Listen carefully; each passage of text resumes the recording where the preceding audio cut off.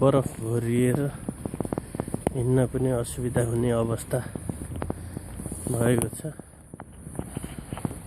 जस्तै परे पनि जति असुविधा भए पनि यहाँका स्थानीय बासिन्दाहरूलाई त यही बानी परेको हुन्छ, आउन जान गर्नै पर्ने।